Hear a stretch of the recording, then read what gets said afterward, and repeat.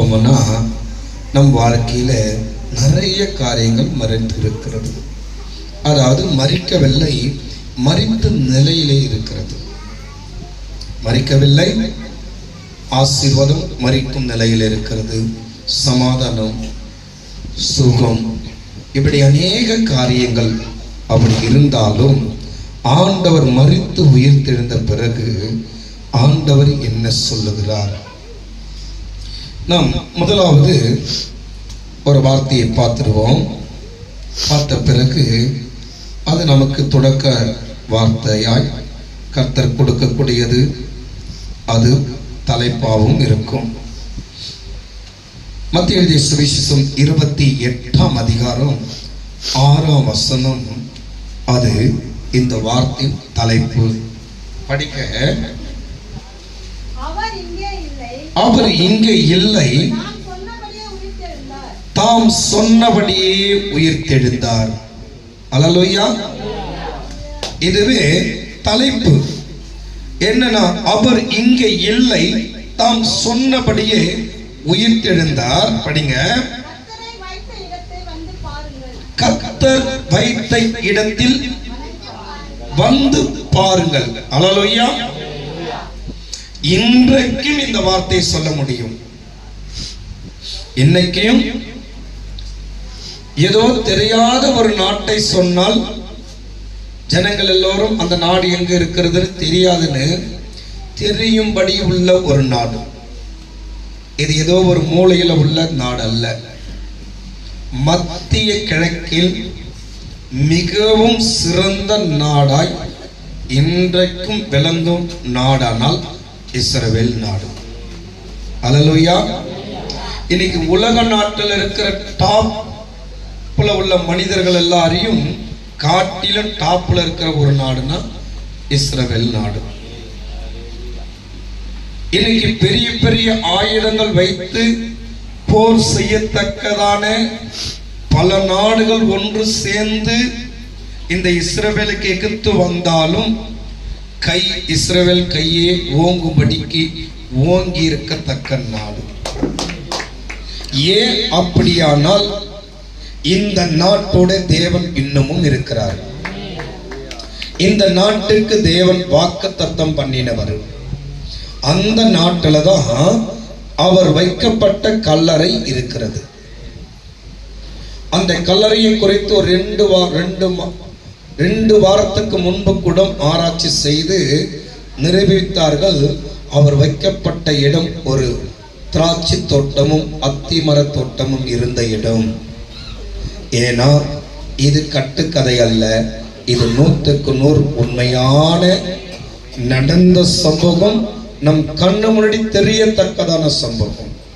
அப்ப அந்த வார்த்தை சொல்லுகிறது, என்ன சொல்லப்படுதுன்னா, அவர் அங்கே இல்லை, தாம் சொன்னபடியே உயிர்த்தெழுந்தார். இயேசு சொன்னார், என்ன பண்ணுங்க, அடிச்சு காலி செய்யுங்க, நான் மரித்து 3வது நாள் உயிரோடு எழுந்திருப்பேன் என்று இயேசு சொன்னார். சொன்னபடியே 3ஆம் நாள் உயிர்த்தெழுந்தாரு. இப்ப அவர் சொன்னது உண்மையா பொய்யா என்று நிரூபிக்கும்படிக்கு காவலாளிகளை காவல் வைத்திருந்தாங்க. அவர் உயிர்த்தெழுந்ததை பார்த்து காவலாளி எல்லாம் மயக்க அடித்து விழுந்தார்களாம். அவர் சொன்னது உண்மையா இல்லையா என்று கூட இருந்த சீசர்கள் எல்லாம் பார்க்கும்படிக்கு அதிகாலையில கல்லறைக்கு ஓடி போய் பார்க்கிறாங்க. இயேசு அங்கே இல்லை. ஏன்னா இயேசு ஒரு வார்த்தை சொல்லியிருப்பாரு, நான் உயிர்த்தெழுந்த உடனே உங்களுக்கு முன்பு கலிலேயாவில் இருப்பேன். எங்க இருப்பேன்? அப்ப ஏன்னு சொல்லி நான் நிறைய அதை தியானித்து கொண்டிருக்கிறேன். பூரணமாய் விளங்கின பிறகு உங்க மத்தியில் சொல்லுவேன். இன்னைக்கு என்ன அப்படின்னா, இயேசு சொன்னபடியே உயிர்த்தெழுந்தார், அந்த இடத்துல இல்ல. அப்ப எங்கே போயிருக்கிறார்? எதுக்காக போனார்? அவர் உயிர்த்தெழுந்த பிறகு சிலுவிலே அறையிடும் பொழுது அறையறதுக்கு முன்பு சில வார்த்தை பேசினார், அறைந்த பிறகு 7 வார்த்தை பேசினார், சிலுவிலே 7 இடத்துல ரத்தம் சிந்தினார். அதே போல உயிர்த்தெழுந்த பிறகு சில வார்த்தைகளை பேசினார். அந்த வார்த்தைகளை தான் நம்ம பார்க்க போறோம். ஏன்னா நான் எல்லா வார்த்தையும் சொல்றதுனால ஒவ்வொரு வார்த்தையும் நாம் தியானிக்கணும்னா 2 வார்த்தையில முடிஞ்சிடும். ஆனா எல்லா வார்த்தையும் சொல்லணும்னு விரும்புகிறேன். மத்திய எழுதிய சுவிசேஷம் அதே 28ஆம் அதிகாரம் 10ஆம் வசனம். அப்பொழுது இயேசு அவர்களை நோக்கி பயப்படாதிருங்கள்,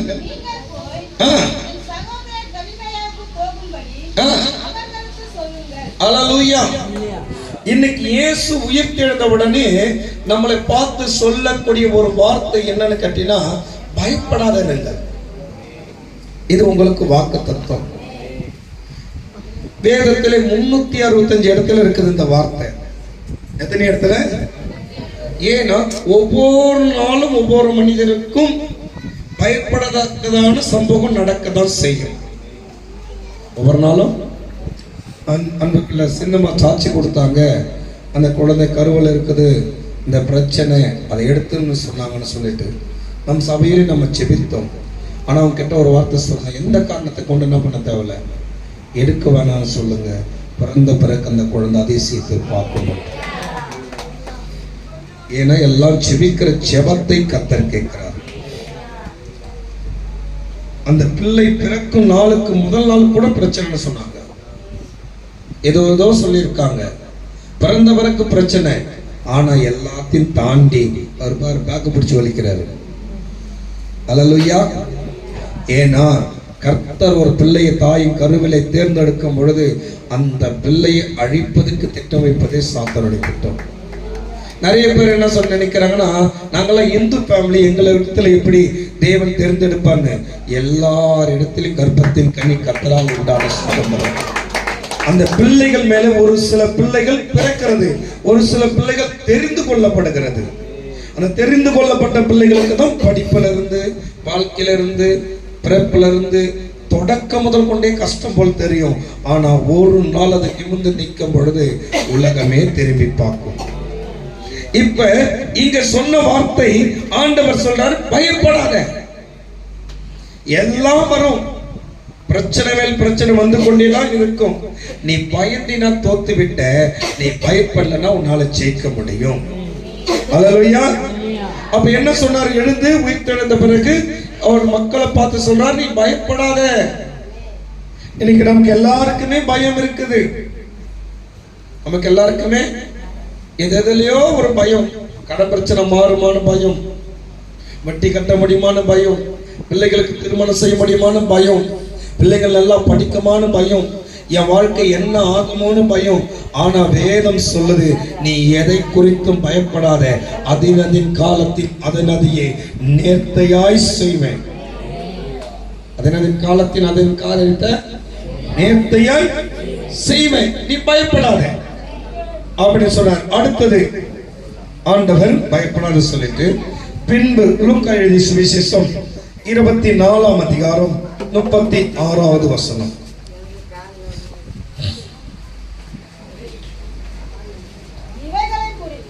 இவைகளை குறித்து அவர்கள் பேசிக்கொண்டு இருக்கையில் இயேசு தாமே அவர்கள் நடுவிலே நின்று, இவைகளை குறித்து அவர்கள் பேசிக் கொண்டிருந்தார்கள். என்ன பேசிக் கொண்டிருந்தாங்க? இயேசு உயிர்த்தெழுந்தாரு, இயேசு உயிர்த்தெழுந்தாரு, முதல் வாரம் வந்தாரு, பின்பு வரலையே, என்ன செய்யறது அப்படி என்று பேசிக் கொண்டிருக்கும் பொழுது இயேசு நடுவிலே வந்து நின்று, அல்லேலூயா, போட்டி இருக்கிற வீட்டுக்குள் கதவை திறக்காம நடுவிலே வந்து நின்று அவர்களை பார்த்து அவர் சொல்லுகிற ஒரு வார்த்தை என்னன்னா, சமாதானம். இன்று என்ன உண்டாகிறது? ஆண்டவர் சொல்லக்கூடிய ஒரு வார்த்தை பாருங்க, இயேசு தம் அவர்கள் நடுவிலே நின்று உங்களுக்கு சமாதானம். இரண்டாவது வார்த்தை என்ன சொல்றாரு? முதல் வார்த்தை பயப்படாத. ஏன்னா எல்லா மனுஷனுக்குள்ளே பயம் வருதுன்னு சொல்லிட்டு தைரியப்படுத்தும்படி கர்த்தர் சொன்ன வார்த்தை பயப்படாத. இரண்டாவது வார்த்தை எல்லா மனிதருடைய நாட்கள்ல இன்னும் கடைசிக்கல்ல வர வர வர சமாதானம் இல்லாமல் போய்விடும். என்னெல்லாம் போயிடும்? சமாதானத்தை தேடி அங்கேயும் இங்கேயும் ஓடி அலையணும். அப்படி அலையும் பொழுது இயேசு சொல்றாரு, என்ன விசுவாசிக்கிற உங்களுக்கு நிச்சயம் சமாதானம் உங்களுக்கு உண்டாக கடவுது. ஏன் சமாதானமே இல்லாம உலகம் தவிக்கும் பொழுது கிறிஸ்துக்குள் இருக்கிற மனிதனுக்கு என்ன இருந்தாலும் இல்லைனாலும் சமாதானம் இருக்கும். நம்ம ஆசீர்வாதம் பேசுகிறோமே, இந்த ஆசீர்வாதத்தின் துவக்கமே சமாதானம் தான். ஏன்னா இன்னைக்கு நிறைய பேர்கிட்ட பணம் இருக்கு, நிறைய பேர்கிட்ட சொத்து இருக்குது, நிறைய பேர்கிட்ட பொருள் இருக்குது. ஆனா இரவுல தூங்க சமாதானம் கிடையாது, வாழ்க்கையில சமாதானம் கிடையாது, பிள்ளைகளோட சமாதானம் கிடையாது, தெருவில சமாதானம் கிடையாது, கம்பெனியில சமாதானம் கிடையாது, இருதயத்துல சமாதானம் இல்லை. ஆனா எல்லாம் இருக்கு. ஆனா இயேசுவை நம்புற பிள்ளைக்கு எது இருக்கோ இல்லையோ ஆண்டவர் சொன்னபடி சமாதானம் இருக்கு. இந்த சமாதானத்தை யார் பார்க்க முடியும்னா, உண்மையா இந்த இயேசுவை யார் விசுவாசிக்கிறாங்களோ அவங்களுக்கு மட்டும்தான் அந்த சமாதானம் தெரியும். ஏனதான நானும் சபைக்கு வந்தேன், நானும் ஜெபம் பண்றேன் அப்படின்னு இருக்கிறவர்களுக்கு தெரியாது. உண்மையாய் நம்புகிறவர்களுக்கு சமாதானம் உண்டாகும். இரண்டாவது ஒரு என்ன சொன்னாரு? சமாதானம் உண்டாவதுன்னு சொன்னாரு. மூன்றாவது யோவான் எழுதிய சுவிசேஷம் 20ஆம் அதிகாரம் 15ஆம் வசனம். 3வது யோவான் எழுதிய சுவிசேஷம். இயேசு அவளை பார்த்து, ஸ்திரீயே, அல்லேலூயா அல்லேலூயா. இங்கே இந்த வார்த்தை வருது, நீங்களும் இருக்கிறோம். ஒருவேளை நான் அழுது கொண்டிருக்கும் பொழுது நீங்க யாரோ வந்து பாஸ்டர் ஏன் அழுறீங்கன்னு கேட்கறீங்கன்னா, யார் அந்த பிரச்சனை போக்க முடியுமோ அவங்க தான் அதை சொல்ல முடியும். அவங்க தான் அந்த வார்த்தையை இல்ல. பிரச்சனை போக்க முடியாதவங்க என்ன சொல்லுவாங்கன்னா ஆறுதல் சொல்லுவாங்க. பாஸ்டர் அழாத, எல்லாமே நன்மையா. ரெண்டுக்கும் நிறைய வித்தியாசம் உண்டு.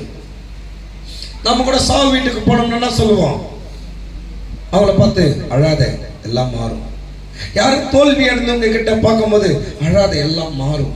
அப்ப என்னால மாத்த முடியாது, நான் ஆறுதல் தான் கூற முடியும். ஒவ்வொரு மனிதரும் ஆறுதல் தான் கூற முடியும். அழாத எல்லாம் சரியாயிடும், இழந்தது கட்டா கிடைக்கும், உன் வீட்டை கட்ட முடியும், உன் பிள்ளைகளுக்கு திருமணம் செய்ய முடியும், உன் பிள்ளைங்க நல்லா படிக்க முடியும்னு ஆறுதல் சொல்லக்கூடிய வார்த்தை அழாதே என்று சொல்வது. ஆனா செய்து முடிக்கக்கூடிய வார்த்தை என்னன்னா, ஏசங்க என்ன சொல்றாரு? ஏன் அழற? அப்படிதானே இருக்கு. அப்படின்னு என்ன அர்த்தம்? ஏன் அழுகிறாய்னா உன் பிரச்சனை எல்லாம் முடிக்க ஒருத்தவர் இருக்கிறாரு.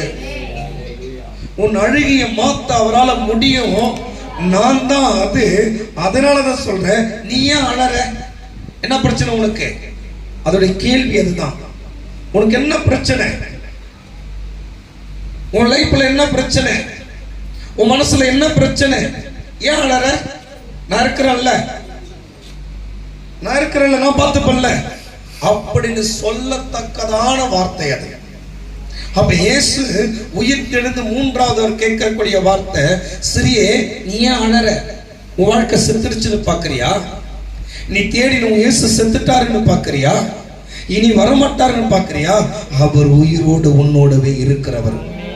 அதனால இனிமேல நீ என்ன பண்ணக்கூடாது? அழக்கூடாது. அதனாலதான் அப்படி கேட்கிறார். ஏன் அழற? ஏன் அழறன்னு அர்த்தம்னா உன் அழைய என்னால மாத்த முடியும்னு அர்த்தம். அப்ப இன்னைக்கு இயேசு உயிர்த்தெழுந்த நாளை கொண்டாடுகிற நமக்கு நம் சபையாரை பார்த்து கர்த்தர் கேட்கிற வார்த்தை, நீ ஏன் அழற? அழற. இனிமேல் உன் அழகியை மாத்திர உன் கர்த்தர் உன் கூட இருக்கிற, என்னால எல்லாம் கூடும் என்று நம்பு. நீ நம்பின உன்னால எல்லாமே கூடும். இயேசுவால எல்லாம் செய்ய முடியும். நான் அழ மாட்டேன் என்று நீ எப்ப தீர்மானிக்கிறியோ அப்பவே உன் பிரச்சனை உன்னிட்டு போவதுன்னு அர்த்தம். நீ திரும்ப திரும்ப திரும்ப அழுது கொண்டே இருந்தான்னா உண்டு. அல்லேலூயா அல்லேலூயா. சிலுவையில போகும்போது சொல்றாரு, சிறியே நீ எனக்காக அழாத, உனக்காகவும் பிள்ளைக்காக அழனு. இங்க சொல்றாரு, அங்க உனக்காக அழ சொன்ன, இங்க சொல்ற உனக்காக நீ என்ன பண்ணாத உன் கண்ணீரை துடைக்கிற கர்த்தர் நான் இருக்கிறேன். உன் பிரச்சனையை மாத்துவேன். ஏன்னா இதை நம்ம எல்லா வார்த்தையும் விளக்கணும்னா அப்படியே தொடர்ச்சியா 8 செய்தி பேசலாம். ஆனால் நான் எல்லா வார்த்தையும் உயிர்த்தெழுந்ததை குறித்து அவர் பேசின வார்த்தை உங்களுக்கு சொல்லி முடிக்கிறதுனால அடுத்ததுக்கு போகிறேன். அல்லேலூயா. அதே யோவான் 20ஆம் அதிகாரம் 21வது வசனம். இயேசு மறுபடியும் அவர்களை நோக்கி, அங்க என்ன சொன்னாரு? சமாதானம் சொன்னாரு. இங்க என்ன சொல்றாரு? மறுபடியும். இப்ப நாம கூட ஒரு இடத்துல பேசும்போது ஒரு ஆறுதல் சொல்றதோ மத்த காரியமோ சொல்லிட்டு வந்துட்டோம்னா நமக்குள்ள என்ன பண்ணோம்? சரி, இன்னும் கொஞ்சம் என்ன பண்ணிருக்கலாம், பேசி இருக்கலாமே, இன்னும் கொஞ்சம் உதவி செய்திருக்கலாமே. இந்த வார்த்தை பேசினா பிரசங்கம் பண்ணி முடிச்ச பிறகு அந்த பிரசங்கம் பண்ணவங்களுக்கு என்ன வரும்னா, இதையும் சேர்த்து பேசினா நல்லா இருந்திருக்குமே. எப்படி ஒரு சமாதானம் பண்ண போனவங்க இடத்துல இதையும் சேர்த்து பேசினா சமாதானம் உண்டாயிருக்குமே. அந்த மனசுல ஒரு எண்ணம் வரும் இல்ல. அவங்க என்ன செய்வாங்கன்னா மறுபடியும் போய் அவங்களுக்கு எக்ஸ்ட்ரா என்ன பண்ணுவாங்க, அதை சொல்லுவாங்கல்ல. இதுதான் இயேசுங்க என்ன பண்றாரு? மறுபடியும் அவர்களுக்கு அங்கே போட்டிருக்கு பாருங்க. இயேசு மறுபடியும் அவர்களை நோக்கி, உங்களுக்கு சமாதானம் உண்டாவதாக. என்ன சொல்றாரு? அங்க வெளிய சமாதானம் சொன்னாரு, இங்க சொல்றாரு உங்களுக்கு சமாதானம் உண்டாவதாக. அப்ப சமாதானத்துக்கும் சமாதானம் உண்டாவதற்கும் நிறைய வித்தியாசம் இருக்கிறது. சமாதானம் என்பது நீ நானும் சமாதானமா இருக்கலாம் என்பது. சமாதானம் உண்டாக கடவது என்பது யாவருடைய சமாதானம் உண்டாயிருப்பதாக. அல்லேலூயா. சமாதானம் என்பது நமக்கு 2 பேருக்கு. சமாதானம் உண்டாயிருக்க கடவது என்பது எல்லாருக்கும். அப்ப நீ யாவருடைய என்ன பண்ணிருப்ப? சமாதானம் உண்டாயிருக்கும்படிக்கு நான் உன் கூட இருக்கிறேன். அல்லேலூயா. இது எத்தனை பேருக்கு விளங்குது?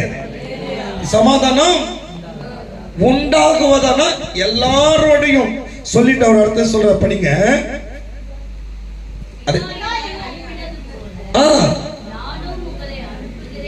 அல்லேலூயா.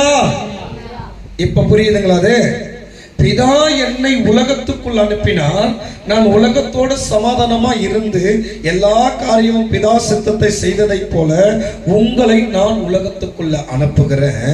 ஆனால் நீங்கள் உலகத்துல எல்லாரோடையும் சமாதானம் என்ற உலக சாங்கியத்துக்கு அல்ல, உலக மனிதர்களோட சமாதானமா இருக்கும்படி.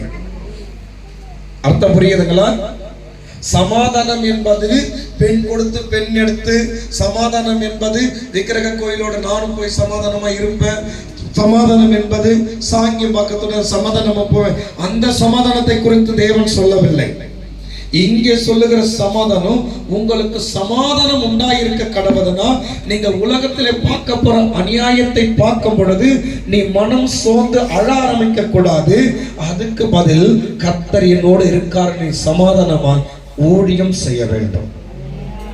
இது அர்த்தம். இரண்டாவது, உலகத்தின் மனிதர்களோட உனக்கு போராட்டம் அல்ல, அந்தகரன் லோகாதிபதி பிசாசு கிரியையோட போராட்டம் இருக்கிறபடினால் நீ கூடுமளவு மனிதர்களோடு சமாதானமா இருக்கணும். மனிதரோட சமாதானமா, உதட்டின் அளவில் சிலர் சமாதானமா இருப்பாங்க, உள்ளத்தின் அளவில் பகையா இருப்பாங்க.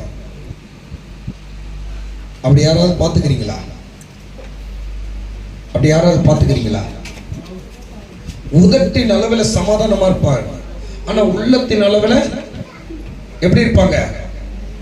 பகையா இருப்பாங்க. அப்படிப்பட்டவங்க நீங்க யாரா பாத்துக்கிறீங்களா? யாரும் பார்த்தது இல்லையா? ஜெபம் முடிஞ்சோடனே வீட்டுக்கு போங்க, பீரோக்கு முன்னாடி நில்லுங்க, தெரிவாங்க. அல்லேலூயா. நான் சொல்றது புரியுதா? அது நான் தான், அது நான் தான். ஏன்னா நம்ம எல்லாருக்குள்ளயும் யார் மேலையும் ஒரு கோபம் இருக்கும். ஆனாலும் என்ன பண்றது, வாழ்க்கப்பட்டுட்டுமே இந்த மனுஷங்கிட்ட. அதனால என்ன பண்ணுவோம், சாத்தியான்னு கேட்போம். உள்ளத்துல இவனை போய் கட்டினே ஒரு வெறுப்பு இருக்கும். அதே ஆண்களுக்கும் சரி அதே மாதிரி வெறுப்பு. ஆனா உதவி என்ன பண்ணோம், சமாதானம் சொல்லும். அப்ப நம்ம யாரை பார்த்துக்கணும்? கண்ணாடி முன்னாடி நின்னா நமக்கே அது நான் தான் கண்ணாடி என்ன பண்ணோம்? நீ தான். அல்லேலூயா. மற்றவங்களை யாருன்னா பக்கத்துல பார்க்க சொன்னா சண்டை ஆயிடும். அல்லேலூயா. அப்ப ஆண்டவர் சொன்னது என்னன்னா, இந்த உலகத்துக்கு உள்ள உங்களை பிதா என்னை அனுப்பினதை போல நான் உங்களை அனுப்புகிறேன் என்று சொல்லினார். சமாதானம் உண்டாகட்டும், யாவருடைய சமாதானமா இருக்கும்படி. அப்படி நீங்க இருக்கும் பொழுது உங்களுக்கு சமாதானம் உண்டாகும். அல்லேலூயா, அல்லேலூயா. இப்ப நம்ம எதை பார்க்க போறோம்? 3 பார்த்தோம், 4. அடுத்தது 5வது யோவான் 20ஆம் அதிகாரம் 27வது வசனம். பின்பு அவர் தோமாவை நோக்கி, நீ உன் விரலை இங்கே நீட்டி. அல்லேலூயா. அப்ப ஆண்டவர் உயிர்த்தெழுந்த பிறகு ஒவ்வொரு வார்த்தையிலையும் ஒவ்வொரு ரீதியான ரகசியம் உண்டு. இந்த ரகசியத்தை நம்ம விளக்கணும்னா, பூர்ணப்படணும்னா ரொம்ப நாள் ஆகணும் தான் நான் அப்படியே சொல்லி கொண்டு போயிருக்கிறதுனால, இங்கே தோமா இயேசு உயிர்த்தெழுந்து சீசர்கள் எல்லாரும் ஒன்று கூடி இருந்த பொழுது 11 பேரில் ஒருவனாகிய திக்குமுக்கு தோமா அவர்களோடு இல்லை. யாரோட இல்ல? மீதி இருக்கிற 10 சீசர்களோட இல்ல. இப்ப சீசர்கள் கூடி இருந்த வீட்டுக்குள்ள இயேசு உள்ளே வந்தார். உள்ளே வந்து சமாதானம் கூறினார். சமாதானம் கூறி முடிச்சிட்டு அவங்களோட எல்லாம் பேசினாரு. மீண்டும் இயேசு போயிட்டார். திரும்ப என்ன பண்ணிருக்காங்க? எப்ப இயேசு வருவாருன்னு எதிர்பார்த்து கொண்டு காத்து கொண்டிருக்காங்க. மறுபடியும் 8வது நாள் என்ன நடக்குதுன்னா, எல்லா சீசரும் ஒண்ணு கூடி காத்து கொண்டிருக்காங்க. மறுவார ஞாயிற்றுக்கிழமை கூடி காத்து கொண்டிருக்கிறாங்க. ஏன்னா ஆராதனை தொடங்கும்படிக்கு தொடக்கமா ஆயிடுச்சு. உயிர்த்தெழுந்த பிறகு சட்டத்திட்டம் மாறிடுச்சு. உயிர்த்தெழுந்த நாளே ஆராதனை நாளா மாறிடுச்சு. அதனால என்ன பண்றாங்க? இங்க கூடி இருக்காங்க. 2வது வாரத்துல கூடி இருக்கிற தோமா கிட்ட இவங்க எல்லாம் சொல்றாங்க. என்னன்னு சொல்றாங்க? இயேசு உண்மையிலுமே உயிர்த்தெழுந்தாரு. தோமா சொல்றாரு, இயேசு உயிர்த்தெழும்பல. யாரும் தோமா இயேசு என்ன பண்ணி போயிட்டாங்க? கடத்தி கொண்டு போயிட்டாங்க. அவருடைய உடலை எடுத்து கொண்டு போயிட்டாங்க அப்படின்னு அவர் சொல்லும் போது சீசர் எல்லாம் சொல்றாங்க, நான் போதகரை பார்த்தேன். இயேசு உயிரோட வந்தாரு அப்படின்னும் போது தோமா சொல்றாரு, நான் நம்ப மாட்டேன். இயேசுவை பார்த்தா அவர் விழாவிலே ஈட்டினால் குத்தப்பட்ட காயம் மடு இருக்கும். நான் தொட்டு பார்த்தா தான் நம்புவேன். அவர் கையில ஆணி அடிச்சதை நான் தொட்டு பார்த்தா தான் நம்புவேன். ஏன்னா இயேசு என்ன பண்ணல? உயிர்த்தெழும்பலன்னு சொல்லி சந்தேகத்துக்குரியவன் தான் தோமா. அல்லேலூயா. இப்ப 8வது நாளில் மறுபடியும் அவர்கள் கூடியிருந்த இடத்துல இயேசு வந்து நடுவில் நின்று தோமாவை பார்த்து கூப்பிடுறாரு. என்னன்னு கூப்பிடுறாரு? பின்பு அவர் தோமாவை நோக்கி, ஏன்னா இவர் தானே சொன்னார், நான் விரல் வச்சு பார்த்தா தான் நம்புவனு. அப்ப அவர் சொல்றாரு, உன் விரலை இங்க நீட்டி என் கைகளை பார், உன் கையை நீட்டி என் விழாவிலே போடு. ஆவி விசுவாசமா இராமல் என்ன சொல்றாரு? ஆவி விசுவாசமா இராமல். அப்ப இயேசு உயிர்த்தெழுந்த பிறகு சபைகளுக்கு சொல்லக்கூடிய ஒரு வார்த்தை என்னன்னா, ஆவி விசுவாசமா. எப்படி? ஆவி விசுவாசம் இருந்தா நம்ம எதையுமே ஜெயிக்க முடியாது. இன்னும் சொல்ல போனா ஆவி விசுவாசமா இருக்கிறவங்க கிறிஸ்தவர்கள் என்றே சொல்லக்கூடாது. நான் சொல்றது புரியுதா? ஆவி விசுவாசத்தை வச்சுன்னு சபைக்கு போவாத. எப்படி? ஆவி விசுவாசத்தை வைத்துக் கொண்டு சபைக்கு என்ன பண்ண தேவையில்ல. ஏன்னா நீ நாள்தோறும் வந்தாலும் சரி, நீ வாரந்தோறும் வந்தாலும் சரி, நீ வருடந்தோறும் வந்தாலும் சரி, ஆண்டவர் எதை செய்யறன்னு சொன்னாலும் நீ நம்ப போறது கிடையாது. நீ நம்பாத வரைக்கும் அது உனக்கு கிடைக்க போறது கிடையாது. நான் சொல்றது புரியுதுங்களா? ஆண்டவர் எதை சொன்னாலும் நீ நம்ப போறது கிடையாது. நீ நம்பாத வரைக்கும் அது உனக்கு கிடைக்க போறது கிடையாது. உனக்கு எதுவுமே கிடைக்காம நீ பைபிளை தூக்கி கொண்டு நீ சபைக்கு வரத்தை பார்த்துட்டு இன்னொரு விசுவாசி என்ன பண்ணும்? அவிசுவாசியா மாறிடும். புதுசா ஒருத்தவங்க வரவங்க என்ன பண்ணுவாங்க? அந்த அக்கா கூட 1 வருஷமா சபைக்கு போகுது, இன்னும் ஒன்னையும் காணும். இதுல வர என்னவையும் சபைக்கு வந்த பாஸ்டர் கூப்பிடுறாரு, என்ன வரப்போகுது? யார் காரணம்? யார் காரணம்? அதனாலதான் பைபிள் சொல்லுது, நீ அவிசுவாசியா இராமல். அப்ப நீ விசுவாசித்ததான் தேவனுடைய மகிமையை காண முடியும். யார் விசுவாசிக்கிறாங்களோ, இயேசுவுக்கு நோக்கம் என்னன்னு கேட்டீங்கன்னா, எப்பயுமே நம்மளை ஆசீர்வதிப்பதே அவருக்கு பிரியம். நல்லா புரிஞ்சுக்கொள்ளுங்க, எப்பயுமே நம்மளை ஆசீர்வதிப்பதே அவருக்கு பிரியம். ஆனா நமக்கு என்ன வரல? விசுவாசம் வரல. விசுவாசம் வந்தா நம்ம என்ன பண்ணுவோம்? நிச்சயமா ஆசீர்வதிக்கப்படுவோம்.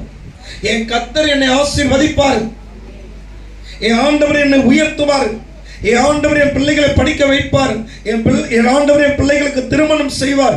எப்ப இந்த விசுவாசம் வருதோ அப்பதான் கர்த்தர் நம்மளை உயர்த்துவார். நான் திரும்ப என் சாட்சி சொல்றேன், தப்பா நினைச்சுக்க, நினைவுபடுத்துகிறேன். அண்ணாமலை சத்தத்தை இடிச்சுட்டாங்க.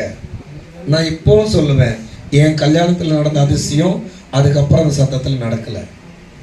அதுக்கப்புறம் 1000 கல்யாணம் நடந்திருக்கும். அதுக்கப்புறம் 1000 கல்யாணம் நடந்திருக்கும். ஏன்னா என் கல்யாணத்துக்கு முன்பு எனக்கு 3 சகோதரர்கள் ஆலோசனை கொடுத்தாங்க. ஒரு சகோதரர் 500 ரூபாய் பணத்தை கொண்டு வந்து கையில் கொடுத்து, தம்பி உங்கள் அக்கா வீட்டால் உனக்கு என்ன பண்ண முடியாது, கல்யாணம் பண்ணி வைக்க முடியாது, அவங்களே சாப்பாட்டு கஷ்டப்பட்டு இருக்கிறாங்க, நான் 500 ரூபாய் தரேன், நீ என்ன பண்ண, நீ ஆசைப்பட்ட பொண்ணு இஷ்டத்துக்குன்னு ஓடி போயிடு. உண்மையாங்க ஒரு சகோதரர் ஆட்டோவே எடுத்துக்கின்னு வந்து, வாடா தம்பி நான் ஹெல்ப் பண்ணுறேன், ஏன்னா நானும் அப்படி தான் எங்கள் ஒய்ஃபை கூட்டு போனேன், உனக்கு என்ன பண்ணுறேன், ஒரே ஒரு வார்த்தை தான் சொன்னேன், என்னையே நான் நம்பாத போது எங்கள் அக்கா மாமாவையும் நான் நம்பலை, நான் நம்புவது முழுக்க முழுக்க இயேசு. நான் நம்புவத முழுக்க முழுக்க இயேசுவேன். ஏன் அப்படின்னா, என்ன நான் நம்பலாத போது அவங்களையும் நான் நம்ப மாட்டேன். என் கல்யாணம் இயேசு அதிசயத்தை காண பண்ணுவாரு. அப்ப நம்ம எதை விசுவாசிக்கிறோமோ அதை தான் செய்ய வல்லவர். நோட்டீஸ் அடிச்சுட்டாரு, ஊருக்கெல்லாம் நோட்டீஸ் கொடுத்தாச்சு. கல்பனைக்கட்ட மோனியிலிருந்து மூலகோத்திர மோனியிலிருந்து அதிமுக கொடியெல்லாம் கட்ட ஆரம்பிச்சாச்சு. சேகர் பாபா அதிமுகவில் இருக்காரு. எல்லாம் என்ன ஆகுது, எல்லா காரியமும் நடந்து கொண்டிருக்குது. என் கல்யாணத்துக்கு சாயங்காலம் வரல, ஒரு காலையில் வந்து போனார். சாயங்காலம் எம்எல்ஏ சீனிவாசன் வந்தார். எல்லா கட்சிக்காரங்களும் இருந்தாங்க. கரெக்டாக கல்யாணத்துக்கு 1 வாரம் இருக்குது. எங்கள் மாமா கூப்பிட்டு சொன்னார், இல்லை மச்சான் கையில் காசு இல்லை, ஒரு நபர் பேரை சொல்லி அங்கே தான் போய் கேட்க போகிறேன்னாரு. நான் ஒரே ஒரு வார்த்தை சொன்னேன், அவங்கக்கிட்ட கேட்காத, கர்த்தரை கேளு. அவங்க கிட்ட கேட்காத, கர்த்தரை கேளு. ஏன்னாரு, அவங்க கிட்ட கேட்டினா இயேசுவை தூசிப்பாங்க. நான் சபைன்னு போனேன், உன் மச்சானுக்கு கல்யாணம் பண்ண காசு என்கிட்ட தான் வந்திருக்க பத்தியா அப்படின்னு இயேசுவை தூசிப்பாங்க. எந்த காரணத்தை கொண்டோம் அங்கே போகாத, நீ ஆண்டவர்கிட்ட கேளு, ஆண்டவர் நிச்சயம் அற்புதம் செய்வார். இது என்னைக்கு சொல்றாரு? செவ்வாய்க்கிழமை சொல்றாரு. மறுவாரம் திங்கக்கிழமை எனக்கு கல்யாணம், புதன்கிழமை வேலைக்கிழமை 10 பேர் 8000 ரூபாய் 8000 ரூபாய் 8000 ரூபாய் எல்லாம். அப்போ ஒரு செட்டு 8000 ரூபாய். அப்படியே 10 பேர் அட்வான்ஸ் கொண்டு வந்து கையில் கொடுத்தாங்க. 10 பேர்கிட்டையும் ஒரே வார்த்தை தான் சொன்னார், சாருக்கு இப்போ கொடுக்க முடியாது, என் மச்சானுக்கு கல்யாணம், அவன் தான் பற்ற வைக்கணும், கல்யாணம் முடிச்சுட்டு தரோம். அல்லேலூயா. நடுவில் வேலை செய்து கொண்டு தான் கல்யாண தண்ணி கூட ஒரு 20 பில்லை பற்ற வச்சுட்டு தான் கல்யாணத்துக்கு போகணும். கொத்தால் சைடெல்லாம் போயிட்டு வந்து மச்சான் ஒரு 20 பில்லை பற்ற வை. அல்லேலூயா. கல்யாணம் முடிச்சுட்டு மறுநாள் காலையிலே கூப்பிட்டாரு. காலையிலே வந்தேன், வீட்டை கூப்பிட்டு உட்கார வச்சாரு. எங்கள் அக்காவை பார்த்து சொன்னார், அவன் சினிமாக்கெல்லாம் போக மாட்டான், பீச்சு பார்க்கு போவான், அவங்ககிட்ட என்ன பண்ணேன், 2000 எடுத்து கொடுங்க. 2000 எடுத்து கொடுத்தாங்க. 9 மணிக்கெல்லாம் மச்சான் ஒரு 20 பில்லை பத்தியில் கூப்பிட்டு மறுபடியும் உட்கார வச்சிட்டாரு. அல்லேலூயா. மறுபடியும் எங்க பீச் பார்க்கு போனோம், மறுநாளே வேலைக்கு.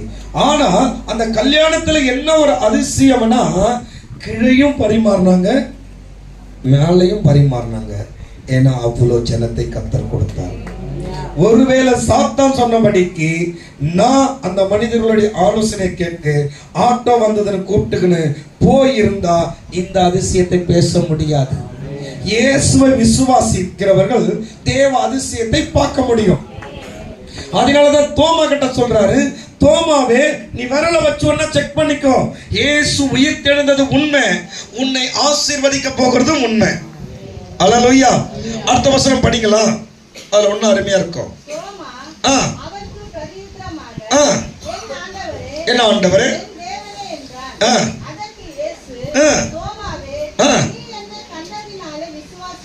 அல்லேலூயா. கிறிஸ்தவர்கள் யார் தெரியுமா? கிறிஸ்தவர்கள் என்ன அர்த்தம் தெரியுமா? கண்டு விசுவாசிக்கிறவர்கள் அவிவிசுவாசி, காணாத விசுவாசிக்கிறவர்களே விசுவாசி. எப்படி? கண்டு விசுவாசிக்கிறவர்கள் அபிவிசுவாசி, காணாம விசுவாசிப்பதே விசுவாசி. கிறிஸ்தவர்கள் கையில ஒண்ணுமே இருக்காது, ஆனா ஜெயிப்பாங்க. கிறிஸ்தவர்கள் கையில ஒண்ணுமே இருக்காது, ஆனா சாதிப்பாங்க. கிறிஸ்தவர்கள் கையில எதுவுமே இருக்காது, ஆனா எல்லாத்தையும் முடிப்பாங்க. காரணம், இந்த முட்டி போட்டு செபிக்கும் பொழுது கர்த்தர் எல்லாவற்றையும் செய்ய வல்லவர். அவரால் கூடாத காரியம் ஒன்றும் இல்லை. அடுத்தது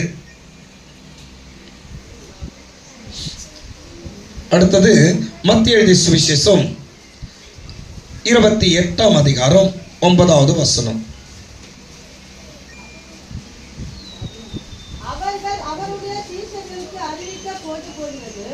என்னமா?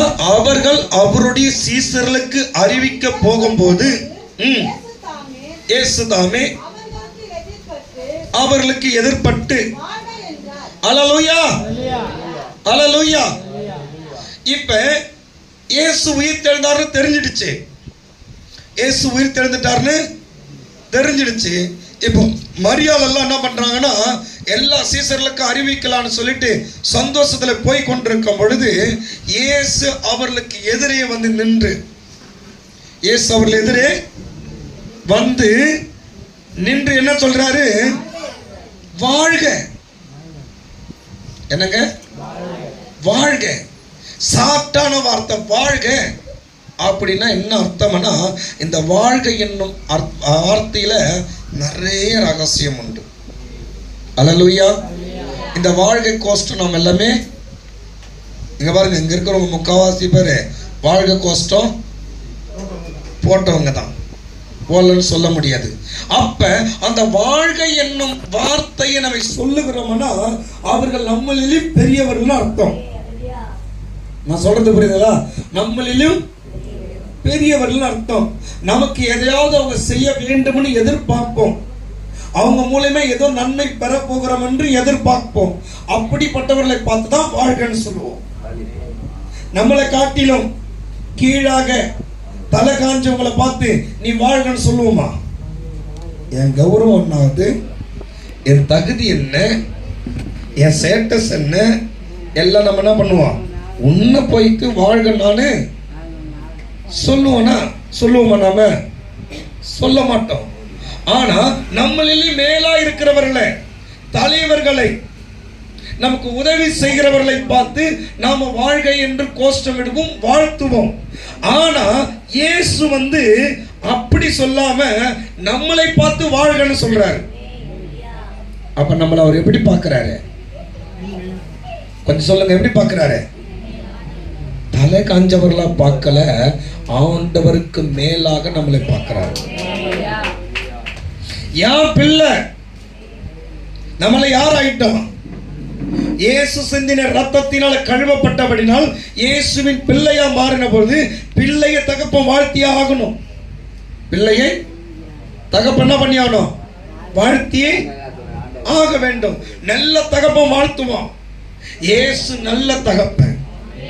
இயேசு நம்மளை பார்த்து வாழ்கைன்னு சொல்லும் பொழுது, நீங்க என்னிலும் பெரியவங்கப்பா, நான் பாஞ்சது 8 அடினா என் பிள்ளைங்க பாய போறது 16 அடி.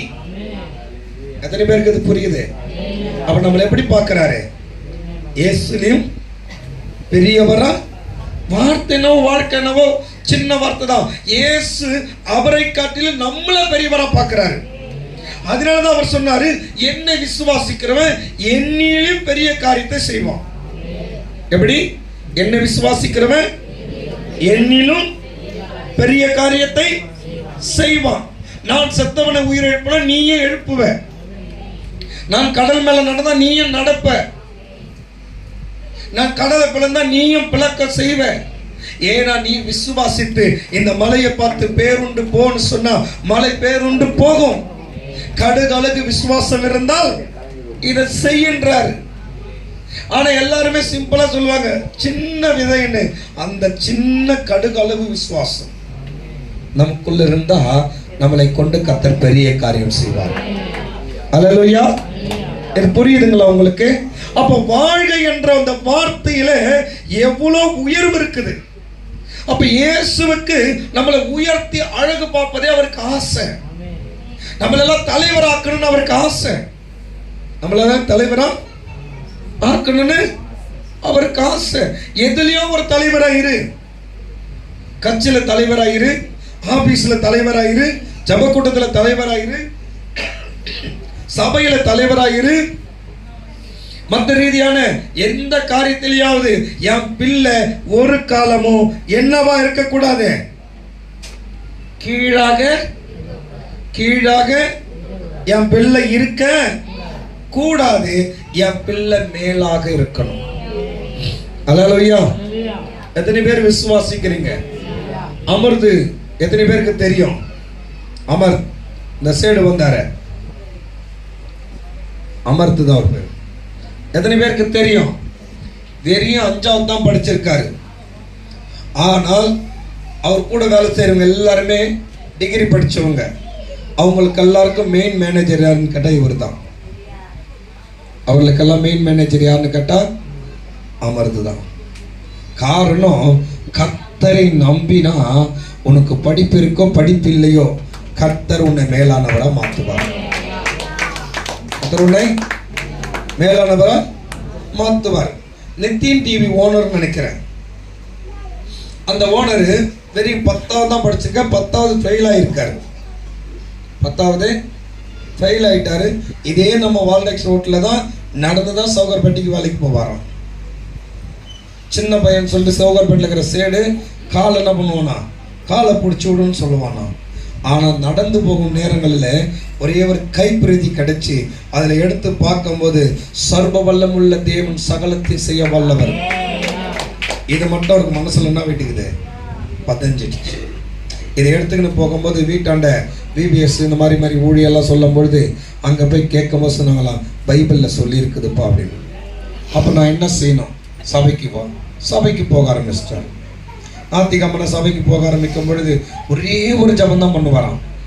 ஆண்டவரே, நீ சர்வ வல்லமுள்ள தேவர், எனக்காக சகலத்தில் செய்ய வல்லவர். நீ சர்வ வல்லமுள்ள தேவர், எனக்காக சகலத்தில் செய்ய வல்லவர். நான் நம்புறேன். அல்லேலூயா. இதை நம்ப என்ன நடந்ததுன்னு கேட்டீங்கன்னா, வேலைக்கு இவர் எழுதி போடவே இல்லை. ஆனால் இவங்க வீட்டுக்கு என்ன வந்ததான்? என்ட்ரிக்கு வரும்படி லெட்ரு வந்திருக்குது. இவர் இந்த லெட்டர் எடுத்து பாஸ்டர் கிட்ட போயிருக்காரு. பாஸ்டர், நான் 10வது ஃபெயிலு, நான் வேலைக்கு எழுதி போடவும் இல்லை, ஆனால் லெட்ரு வந்திருக்குது. அவங்க பாஸ்டர் நான் சொல்லிக்கிறேன், சரி போய் தான் பாரும்பா அப்படின்னு. இவர் லெட்டர் எடுத்து வீட்டுக்கு போயிருக்காரு. ஆண்டவரே, நீ சகலத்தையும் செய்ய வல்லவர் என்பது நான் அறிந்திருக்கிறேன். அதனால நீ யாருக்கு போட்டதுன்னு தெரியாது, எனக்கு வந்திருக்கு, என் பேரில் வந்திருக்கு. நீ நிச்சயமா எனக்கு வேலை கொடுப்போன்னு நம்புறேன், நான் போறேன். அல்லேலூயா.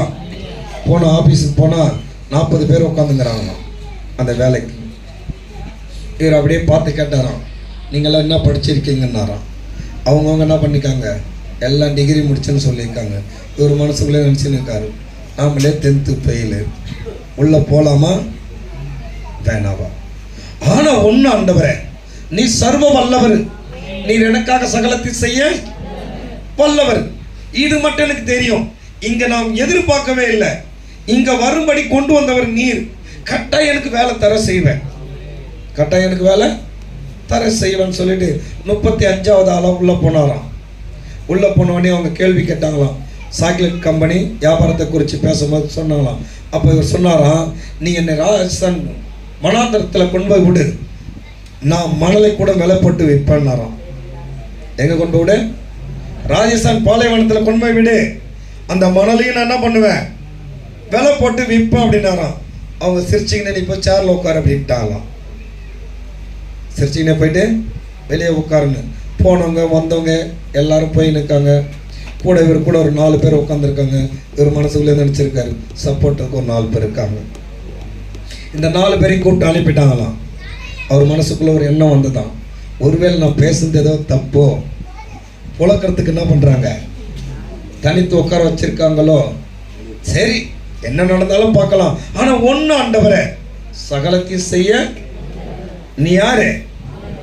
வல்லவர், அதை மட்டும் நம்புறேன் அப்படின்னு உள்ள கூப்பிட்டாங்களாம். என்ட்ரி அட்டன் பண்ணவங்க 4 பேருமே சிரிச்சிங்கன்னு சொன்னாங்களாம், நீ எதை வச்சு சொன்ன அப்படின்னு. என் கூட இருக்கிற தேவன் எல்லாத்தையும் செய்ய வைக்க வல்லவரு, நீ கொண்டு போய் விடு அப்படின்னாராம். சரி நீ என்ன பண்ணிட்ட, வேலைக்கு செலெக்ஷன். வீட்டுக்கு வரும்போது ஒரே ஆச்சரியமா, வந்த 39 பேர் டிகிரி முடிச்சவனுக்கு வேலை இல்லை, 10th ஃபெயில் ஆன எனக்கு வேலையா? இப்போ என்ன பண்ணியிருக்காரு, வேலைக்கு போயிட்டாரு. 7,500 சம்பளம் கொடுத்துருக்காங்க. சம்பளத்தை வாங்கிக்கின்னு அவங்க சொல்லியிருக்காங்க, அப்பயே உனக்கு 7,500. அந்த 7,500 சொன்ன உடனே சைட்டாக என்ன பண்ணியிருக்காரு, பாஸ்கிட்ட போயிருக்காரு. இங்கே சவுகார்பேட்டில் வேலை செய்யும்போது 1,500 சம்பளம் வாங்கினாராம். இப்போ பாஸ்கிட்ட போய் சொன்னாராம், பாஸ்டர் எனக்கு 7,500 சொல்லலை. சொன்ன உடனே சொன்னாராம், பாஸ்டர் நான் 1 லட்ச ரூபாய் சம்பாதிக்கிறதுக்கு என்ன ஏற்பாடு? எவ்வளோ? 1 லட்ச ரூபாய் சம்பாதிக்க என்ன ஏற்பாடுனாராம். பாஸ்டர் திருச்சினி கேட்டார், இப்போ எவ்வளோப்பா உனக்கு சம்பளம்னாராம். 7,500 தருனாங்க. இப்போ பாஸ்டர் என்ன பண்ண முடியாது, அவிவிசுவாசமான வார்த்தை எதையும் சொல்லவும் முடியாது, விசுவாச வார்த்தை இவ்வளவு சொல்ல முடியாது. அதெல்லாம் அவர் என்ன பண்ணாரா, அதெல்லாம் சரியா வாங்கிடும்பா, வருஷம் கணக்கு போற கணக்குல நீ லட்சக்கணக்கில் சம்பாதிக்க முடியும், கர்த்தர் கூட இருக்காது. அவர் சமாளிச்சு என்ன பண்ணிட்டாராம், அனுப்பிட்டாரு. வந்தவர் ஒரு காரியம் சொன்னாராம், ஆண்டவரே இந்த வேலையை நான் தேடலை, கொடுத்தவர் நீர், என்ன பண்ணுவியோ ஏது பண்ணுவியோ, நான் 1 லட்ச ரூபாய் சம்பளம் வாங்கணும், 1 லட்ச ரூபாய் சம்பளம் வாங்கணும். இப்போ சேல்ஸ் பண்ணதுனால அந்த மாதமே அவருக்கு 15,000 ரூபாய் சம்பளம் வந்ததான். சம்பளம் 7,500, சேல்ஸ் பண்ணுவாங்கள்ல அதுக்கு கொடுக்குற காசு சேர்த்து 15,000 ரூபாய் வந்தோடனே மனசுக்குள்ள ஒரு எண்ணம் வந்துருச்சான், கட்டாயம் நீ செய்ய வல்லவர். 3 மாதத்தில் 30,000 ரூபாய் ஆச்சான். 1.5 வருஷத்துக்குள்ள 1 லட்ச ரூபாய் சம்பளத்துக்கு எவ்வளோ, 1.5 வருஷத்துக்குள்ள 1 லட்ச ரூபாய் சம்பளம் அவருக்கு வந்ததான். அப்போதான் அவருக்குள்ள என்ன வந்ததான், நம்ம டிகிரி படிக்கலாம்னு சொல்லிட்டு மேற்கொண்டு கரசில் தான் டிகிரி முடிச்சாராம். இப்போ சவுகார்பேட்டில் ஆர்டர் எடுக்கிறதுக்கு இவர் கூட 4 பேர் வராங்களாம். இவர் நடந்து போகிறாராம், 4 பேர் பின்னாடி இவர் இப்படி வராங்க. மாடிக்கட்டு போல அவருக்கு அந்த பழைய நினைவு வந்துடுச்சு. எந்த கடையில் எந்த காலம் அமுக்கணுமோ அந்த ஓனரை பார்க்கலான்னு கடைக்கு போயிட்டு டிப்டாப்பாக ட்ரெஸ் எல்லாம் பண்ணிக்கின போது ஒரு 3-4 வருஷத்துல தோட்டம்லாம் மாறிட்டு இருக்குது, ட்ரெஸ் கோடெல்லாம் மாறிட்டு இருக்குது. போய் நின்னோடனே அந்த சைடு அப்படியே அலறாராம். எதுக்குன்னு கேளு, யாரோ ஆஃபீஸரு வந்துட்டாங்க போல, இது கடைக்கு எதை செக்அப் பண்ணுறதுக்கு வந்துக்கிறாங்க. அப்போ இவர் சொன்னாரா, சார் நான் தெரியலையான்னாராம். அவர் சொன்னாரா, பார்த்தா மாதிரி இருக்குது, யாருன்னு தெரியல. பேரை சொன்னாரா, இன்னாலுன்னு. அப்படியா, என்னப்பா இப்படி மாறிட்டு இருக்கிற, இந்த கம்பெனியில் வேலை செய்கிறேன், மேனேஜராக இருக்கிறேன். அவர் சொன்னார், அந்த சைடு என் பேர்னு கொஞ்சம் என்ன பண்ணேன், நீ ரெக்கமெண்ட் பண்ணினா வேலை கொடுப்பாங்க, அவனும் வேலை செஞ்ச மாதிரி இருக்கும்.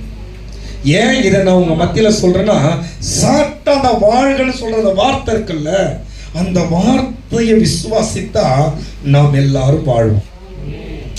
எத்தனை பேர் விசுவாசிக்கிறீங்க? சின்ன வார்த்தை தான் வாழ்க என்பது.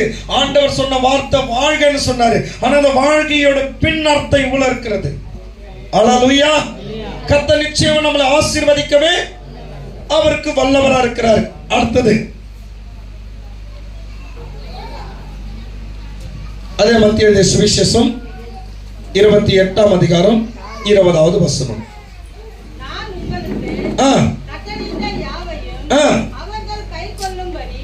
அவர்களுக்கு உபதேசம் பண்ணுங்கள். இதோ உலகத்தின் முடிவு பரியந்தம் சகல நாட்களிலும் நான் உங்களுடனே கூட இருக்கிறேன் என்றார். அல்லேலூயா. தனியா இருக்கிறேன், மனுஷன் கைவிட்டுட்டான், எனக்கு யாரும் உதவி செய்யல, நான் எப்படி வாழ போறேன், இந்த எண்ணத்தெல்லாம் இன்னையோட நீங்க மாத்திடணுமா? என்ன பாருங்க, இந்த எண்ணத்தெல்லாம் இன்னையோட மாத்திடணும். எனக்கு யாருமே இல்லை என்ற எண்ணத்தை மாத்திட்டு இயேசு சொல்ற வார்த்தை என்னன்னா, அருமையா சொல்லியிருக்கிற வார்த்தை பாருங்க. என்ன வார்த்தை? சகல நாட்களும் நான் உங்களோடவே. அதுவும் பாருங்க, உலகம் முடிவு பரியந்தம். என்னங்க?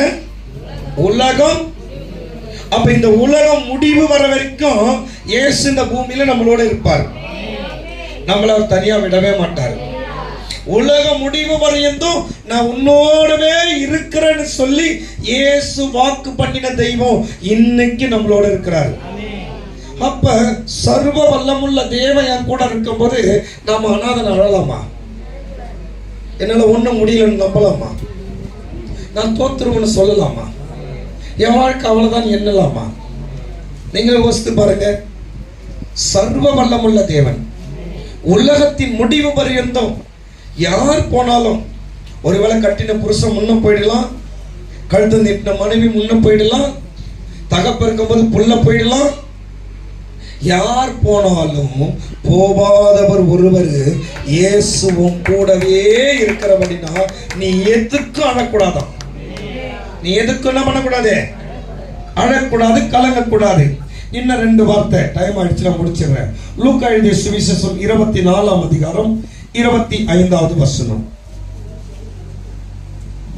அப்பொழுது அவர் அவர்களை நோக்கி, தீர்க்கதரிசிகள் சொன்ன யாவையும் விசுவாசிக்கிறதற்கு புத்தி இல்லாத இருதயம் உள்ளவர்களே. இது நம்மள திட்டுறாரு. இது நம்மள என்ன பண்றாரு? திட்டுறாரு. எல்லாம் இயேசு செய்ய முடியும்னு தெரிஞ்சும் நம்ம எப்படி இருக்கிறோமா? புத்தி இல்லாதவர்கள். நான் சொல்லலைங்க, லூக்கா சொன்னாரு. எதுவா இருந்தாலும் பரதேசியில போயிட்டு பரலோகத்தில் போயிட்டு லூக்கா எங்க இருக்கிறாருன்னு பார்த்து கேட்டு சண்டை போடுங்க. பாஸ் என்ன பார்த்து இப்படி பேசுறாருன்னு யாரும் தப்பா நினைச்சுக்காதீங்க. லூக்கா சொன்னாரு, கிளம்பு, போகும்போது டிக்கெட் போறதுக்கு காசை கொடுத்துட்டு போ. அல்லேலூயா, அல்லேலூயா, அல்லேலூயா. என்ன சொல்றாரு? விசுவாசிக்காதவர்களை பார்த்து, தீர்க்கதரிசிகள் சொல்லி வைத்திருக்கிற வார்த்தையை விசுவாசிக்காதவர்களை பார்த்து, பைபிள் சொல்லி வைத்திருக்கிற வார்த்தையை விசுவாசிக்காதவர்களை பார்த்து, இயேசுவை ஏற்றுக்கொண்டு விசுவாசம் இல்லாத இருக்கிற உங்களை பார்த்து இயேசு சொல்லக்கூடிய வார்த்தை, புத்தி இல்லாம மந்த இதயம் உள்ளவர்களாய் இருக்கிறீர்களே. நான் இன்னும் எப்படிதான் இருக்கிறோம்? மந்த இதயம் உள்ளவங்களா தான் இருக்கிறோம். நமக்குள்ள மட்டும் விசுவாசம் பூரணமா இருந்தா மந்த நீங்கி சுறுசுறுப்பா உற்சாகமா ஆசீர்வாதமா எல்லாரும் கடந்து போகிறவர்களா மாறி இருப்போம். எத்தனை பேருக்கு இது புரியுது? அல்லேலூயா. இப்ப உங்களை பார்த்து கேட்கிறேன், காலையில 5 மணிக்கு வாக்கிங் ஓடி எத்தனை பேர் வர போறீங்க? தனி பார்க்கிறவங்களுக்கெல்லாம் உடம்பு குறைக்கணுன்றவங்க வாக்கிங் ஒழித்துக்கு வாங்க. காலையில 5 மணிக்கு 1 மணி நேரம் நடப்போம். 2 ரீதியா ஒவ்வொரு இடத்துக்கு நீ நடக்கும் போதும் ஒரு வீட்டை பாரு, அழகா தெரியும். ஆண்டவரே, இவன் வீடியோ இவ்வளவு அழகா இருக்குதுன்னும் போது உன் புள்ள வீடியோ எவ்வளவு அழகா இருக்கும். இதை காட்டிலும் பெருசா கட்ட உதவு. உன் விசுவாசம் பெருசா கட்ட. உப்பாலத்தையே சுத்தி சுத்தி பார்க்கும்போது நான் நினைக்கிறோம், பரவாயில்ல, என் வீட்டுல அது பெயிண்டிங் நல்லா இருக்குது, உன் வீடுதான் எப்படி ஆகி போச்சு நமக்கு. அப்படி பார்க்கும்போது அங்க என்ன குழம்பு, சாம்பார், நம்ம வீட்டுல கறி குழம்பு. இந்த திருப்தியிலே நம்ம இருக்கிறோம்ல, இதனால நம்ம மந்தம் ஆயிட்டோம். வெளியே போவோம், அல்லேலூயா, சுத்தி பார்ப்போம், பார்த்துட்டு கேட்போம், இவ்வளவு வாக்குத்தத்தம் நீ எனக்கு பண்ணி இருக்கல, என்ன பார்த்து வாழ்கன்னு சொன்னியே, நான் எங்க வாழ்றேன், வாழ செய். கேட்போம், கேட்டா அவர் கொடுப்பார். எத்தனை பேர் விசுவாசிக்கிறீங்க? அப்ப நம்ம என்னவா இருக்க கூடாது? மந்தம் உள்ளவர்களா இல்லாம. அடுத்தது கடைசி யோவான் எழுதிய சுவிசேஷம் 21ஆம் அதிகாரம் 6ஆம் வசனம். அப்பொழுது அவர், நீங்கள் படகுக்கு வலதுபுறமாக வலையை போடுங்கள். அப்பொழுது அவர், நீங்கள் படகுக்கு வலதுபுறமா. வலையை போடுங்கள். இப்ப எத்தனை பேர் வலை போட ரெடி? படிங்க. அப்பொழுது ஆ. உங்களுக்கு அகப்படும் என்றார். ஆ. அப்படியே அவர்கள் போட்டு ஆ. திரளான மீன்கள் ஆ. அகப்பட்டதினால் ஆ. அதை இழுக்க மாட்டாதிருந்தார்கள். படிச்சுட்டே வா. ஆதலால் ம். இயேசுவுக்கு அன்பாய் இருந்த சீஷன் ம். பேதுருவை பார்த்து ம். அவர் கர்த்தர் என்றார். ஆ. அவர் கர்த்தர் என்று ம். சீமோன் பேதுரு கேட்டவுடனே ஆ. தான் வஸ்திரம் இல்லாதவனாய் இருந்தபடியினால் ம். தன் மேற்சட்டையை கட்டிக்கொண்டு எவ்வளவு சுதந்திரமா மீன் பிடிச்சிக்கிறேன் பாரு. ஒட்டு துணி இல்லாம கடல் அல்லேலூயா. படிங்க. தன் மேற்சட்டையை கட்டிக்கொண்டு ஆ. கடலிலே குதித்தான். ஆ. மற்ற சீஷர்கள் ம். கரைக்கு ம். ஏறக்குறைய 200 முழ தூரத்தில் இருந்தபடியினால் ம். படவில் இருந்து கொண்டு ம். மீன்களுள்ள வலையை ம். இழுத்து கொண்டு வந்தார்கள். ம். அவர்கள் கரையிலே வந்து இறங்கின போது ம். கரி நெருப்பு போட்டு இருக்கிறதையும் ம். அதின் மேல் மீன் வைத்திருந்ததையும் ம். அப்பத்தையும் கண்டார்கள். ம். இயேசு அவர்களை நோக்கி ம். நீங்கள் இப்பொழுது பிடித்த மீன்களில் ஆ. சிலவற்றை கொண்டு வாருங்கள் என்றார். ஆ. சீமோன் பேதுரு ம். படவில் ஏறி ம். 153 பெரிய மீன்களால் எத்தனைங்க? எத்தனைங்க? 153 பெரிய மீன்கள். அப்ப ஆண்டவர் சொல்றார் உங்களை பார்த்து, இனிமேல் நீங்க அவிசுவாசமா இல்லாம விசுவாசமா வலையை போடுங்க. எங்க போடுங்க? சுவிசேஷம் என்னும் வலையை வீசுங்க. பெரிய மீன் அகப்படும். அந்த மீன் நிமித்தம் உங்களுக்கு ஆசீர்வாதம் உண்டாகும். எல்லாருக்கும் புரியுதா? கட்டாயம் கர்த்தர் என்ன பண்ண போறார்? நம்மள ஆசீர்வதிக்க போறார். இந்த வார்த்தைகள் எல்லாம் நீங்க அப்படியே போய் எழுதி வச்சு கூட என்ன பண்ணுங்க, தொடர்ந்து செபியுங்க. கர்த்தர் நம்மளை ஆசீர்வதிக்க போறார். நம் கண்களை மூடி கர்த்தரை நோக்கி பார்ப்போம். அன்பு தகப்பனே, ஸ்தோத்தரிக்கிற ஆண்டவரே, இயேசு ராஜாவுக்கு நன்றி சொல்லுகிறோம். தெய்வமே, இந்த நாளில் கேட்ட இந்த ஆண்டவரே 9 காரியத்தையும் நாங்கள் ஆராய்ந்து நாங்கள் அந்த வண்ணமாய் இயேசுவின் நாமத்தினாலே நீ விரும்புகிறபடியே வாழ்கிறவர்களாய் இருக்க எங்களுக்கு வாழ்வை கொடுத்து ஆசீர்வதி என்று உன் கரத்தில் ஒப்பு கொடுக்கிறோம். நீர் பெரிய காரியம் செய்யும். துதிகனமெல்லாம் உமக்கே செலுத்துகிறோம். இயேசு மூலம் ஜெபிக்கிறோம் ஜீவ நல்ல பிதா. நாம் சேர்ந்து சொல்லுவோம். என் ஆத்துமாவே கர்த்தரை என் மூலமே நாமத்தை என் ஆத்துமாவே கர்த்தரை கர்த்தர் செய்த சகல காரியம் மறவாதே. நம் கர்த்தராகிய இயேசு கிறிஸ்துவின் கிருபையும் நம் பிதாவாகிய தேவனுடைய அன்பும் பரிசுத்தருடைய அன்பின் ஐக்கியம் உங்களோடும் சகல கிறிஸ்துவர்களோடும் கிறிஸ்து அன்பு மட்டும் இருப்பதாக. ஆமென், ஆமென், ஆமென். ஒருவருக்கு ஒருவர் பார்த்து இயேசு உயிர்த்தெழுந்தவர் வாழ்த்துதலை